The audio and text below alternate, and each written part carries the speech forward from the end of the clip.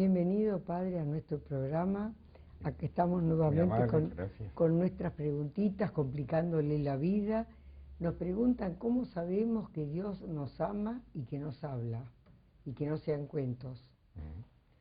Bueno, lo sabemos por la Sagrada Escritura, por la Biblia, que trae no solamente esta revelación de que Dios nos ama, y porque nos habla, nos ama, nos habla, y nos dice cosas maravillosas, sino también porque se ha ido cumpliendo a lo largo de todos los siglos lo que realmente Dios nos ha hablado.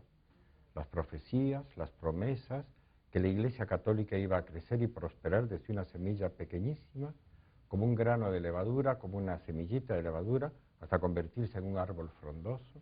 Todo, las persecuciones, todo, se va cumpliendo. De todo lo que dice la Biblia, hoy, a raíz de esta pregunta, quería efectivamente leer unas líneas que el Papa Benedicto XVI citó del evangelista San Juan, de la primera epístola del apóstol San Juan, que dice así: hemos creído en el amor de Dios. O sea que nuestra fe va dirigida muy concretamente a que Dios nos ama. Porque como dice San Juan en su primera epístola, en el capítulo 3, tanto amó Dios al mundo que entregó a su Hijo único para que todos los que creen en Él tengan la vida eterna. O sea, el amor de Dios es darnos también la vida eterna, que es esa perfección y felicidad de compartir toda la vida de Dios, de la Santísima Trinidad, para siempre. Pero ese amor de Dios, lo primero que hizo fue llevar a Él mismo a hablar con los hombres. Quería que nos fijáramos lo que dicen algunos pasajes de la Sagrada Escritura, de la Biblia, sobre esta persistencia de Dios a hablarnos, que es tan maravilloso. Acá en la tierra también, cuando una persona nos habla con cariño, nos produce mucho bien.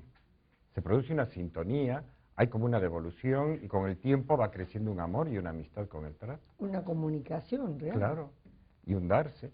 Cuando una persona se niega a hablarnos o nos quita la palabra, no nos deja hablar, es imposible que se dé eso que después se llama amistad, comunicación, respeto, mutuo amor, ¿no? Bueno, pues el Señor empieza, porque nos ama, a hablarnos desde el principio. Miren cómo cuenta el libro del Génesis, en el capítulo 1, cuando cuenta que Dios nos creó a su imagen y semejanza.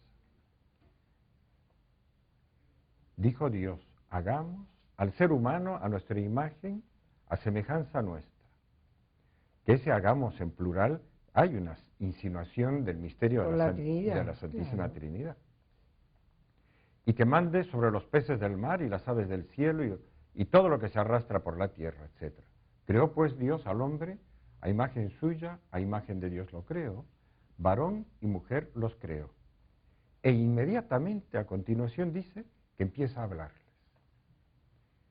Los bendijo Dios y les dijo: sean fecundos, es decir, tengan hijos, multiplíquense, llenen la tierra y domínenla. Lo primero que hace Dios es hablar. Y les da también el encargo por un lado, de ir desarrollando a la familia humana, que se multipliquen, que tengan hijos, que también es, digamos, toda una visión de optimismo esperanzada sobre el futuro. Y les da el mandato de trabajar, que dominen la tierra, es decir, que trabajen en ella. Un poco después dirá la Escritura que Dios puso al hombre en el paraíso para que trabajara, para que lo cuidara. Va pasando el tiempo, y en otro pasaje, también en el libro del Génesis, en el capítulo 12, leemos la vocación de Abraham, que era este hombre que no era del pueblo judío, por la sencilla razón de que el pueblo judío no existía en esa época. Todavía no. Y Dios decide formar a su pueblo a partir de este hombre, que era un caldeo, que vivía en lo que ahora diríamos que es Irak, en la desembocadura del río Éufrates.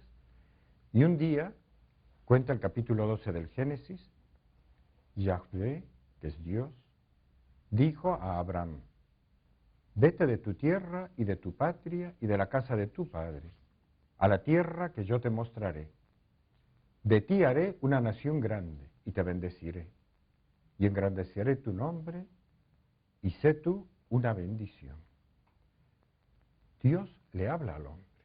A mí me chocaba mucho cuando yo era chico, estaba todavía en secundaria, vivía en Bolivia, y hablando con gente que tenía como una especie de inclinación de la tradición antigua de los Andes, de las culturas étnicas de los Andes, a hablar de la Pachamama, del dios Sol, Inti, y como yo estaba educado en el catolicismo, ¿no?, trataba de entender qué tipo de religión era esa y quería saber qué nos decía la Pachamama, la Madre Tierra. No habla. La Tierra no habla. El dios Sol, Inti, ¿qué nos dice? No nos dice nada. Son divinidades mudas, ¿no?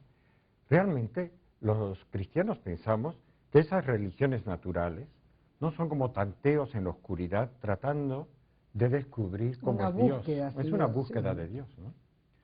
Como también les podríamos haber preguntado a los Pieles Rojas cuando bailaban a la luz de la luna alrededor de un tótem, de uno de estos ídolos de madera, y saltaban y cantaban. ¿Qué les decía el ídolo o el tótem?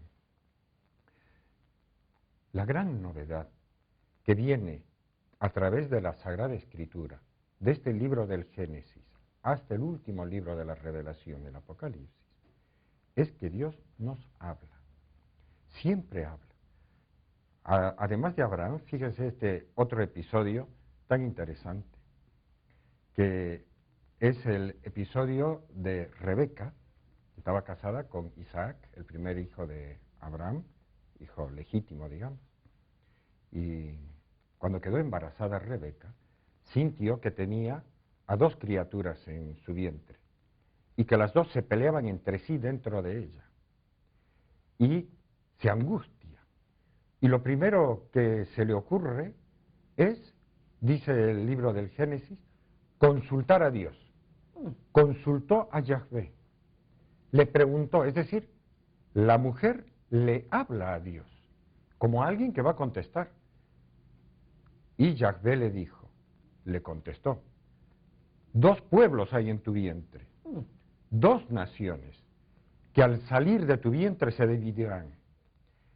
Eran Esaú y Jacob. Y el partido había empezado desde acá. Ahí empezó el partido, dentro de la mamá. Y hasta el día de hoy sabemos que de alguna manera de ahí han salido el pueblo judío, digamos, y todos sus primos hermanos étnicos, hermanos de vientre realmente, que son los otros grupos semitas de la zona. Bueno, pero a lo que quería ir, la mujer le habla a Dios. Dios le contesta a Rebeca. Con Dios hay diálogo. Hay una comunicación real, verdadera. Hay una comunicación verdadera. Sí, sí, sí. Que al principio simplemente parecen problemas personales. Con el tiempo iremos viendo que lo que Dios está queriendo revelar sobre todo es que Él nos ama, que está dispuesto a dar su vida por nosotros. Y toda esta historia se empieza, digamos, como a iluminar, a revelar a partir de Moisés. Pero necesito una explicación un poco más sosegada. Después de una pequeña pausita la seguimos. Sí, como no, espera.